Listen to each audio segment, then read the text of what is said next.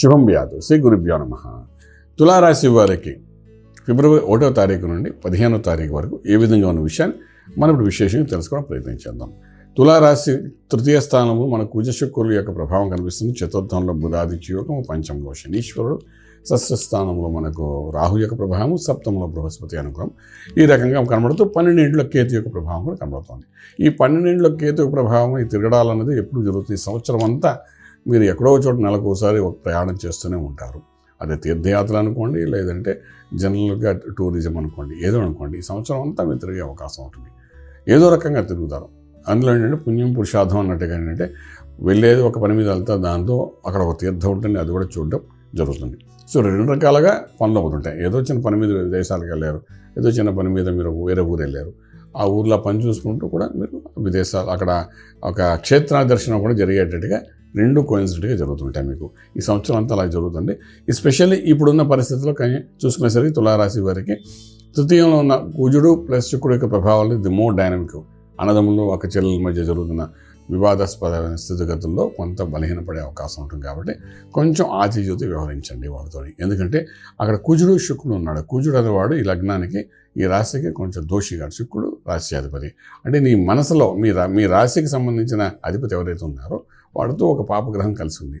అది ఎక్కడ కూర్చున్నాడు? 3వ ఇంట్లో కూర్చున్నాడు. 3వ ఇంట్లో అంటే భాతృస్థానం, అన్నదమ్ముల యొక్క స్థానంలో. సో అన్నదమ్ములు వాళ్ళతోని అక్కచెల్లెలు వాళ్ళతో కొంచెం విభేదాలు జరిగినప్పటికీ అక్కడున్న కుజు శుక్రులు ఇద్దరు విడిపోయేంత వరకు ఈ విభేదాలు ఉంటాయి. ఇది తాత్కాలికంగా ఉండేవి కాబట్టి భయపడగల అవసరం లేదు. చతుర్థంలో బుధాదిత్య యోగం ఉంది కాబట్టి డెఫినెట్గా ఇది కొంతవరకు సపోర్ట్ చేస్తుంది మీకు.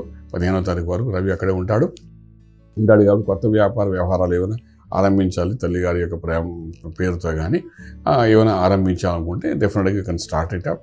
డెఫినెట్గా సక్సెస్ కనబడుతుంది.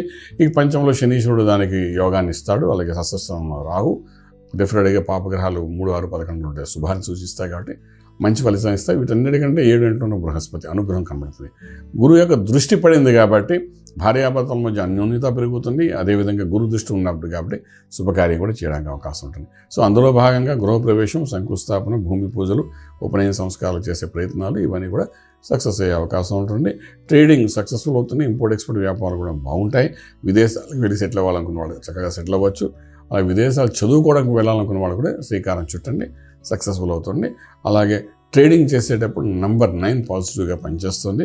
స్పెసిఫిక్గా ఐరన్ కోరు plus steel, cement, petrol bunks, crude oil వాటికి సంబంధించిన ట్రేడింగ్ చేయడానికి ప్రయత్నం చేయండి. అలాగే మంత్రం దగ్గరికి వచ్చినప్పుడు 6వ ఇంట్లో ఉన్న రాహు యొక్క ప్రభావము, అదేవిధంగా రాశ్యాధిపతి శుక్రుడు బలహీనంగా ఉండడం వల్ల అమ్మవారి యొక్క అనుగ్రహం పొందడానికి శ్రీచక్రాచరణ చేయించుకుని ఒక్కసారిగా తీర్థం తీసుకోవడానికి ప్రయత్నం చేయండి. అలా రాని పక్షంలో అమ్మవారి ఖడ్గమాల పూజ చేసుకోండి. అది కాని పక్షంలో ఏంటంటే లలితా సహస్రనామాన్ని చదువుకోండి. ఈ యొక్క 15 రోజుల్లో ఒక 2-3 సార్లు చదువుకోండి. దానివల్ల కొంచెం హెల్తీగా, పాజిటివ్గా, యాక్టివ్గా ఉండడానికి అవకాశం ఉంటుంది. రాజమార్గంలో రాజ్యం పొందగలుగుతారు. శుభం వ్యాధు.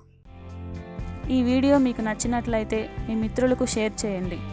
అలాగే మా ఛానల్ను సబ్స్క్రైబ్ చేయడం మర్చిపోవద్దు. Thank you.